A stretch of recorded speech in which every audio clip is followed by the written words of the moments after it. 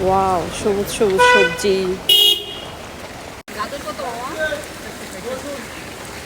দুইটা না দুইটা দুইটা না খালি আজকে সবজি না একটু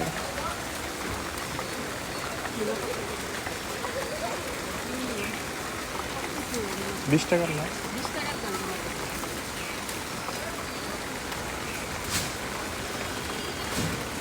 ওই যে লম্বা এই পাশের পেঁপেটা না ওইটা হ্যাঁ এটা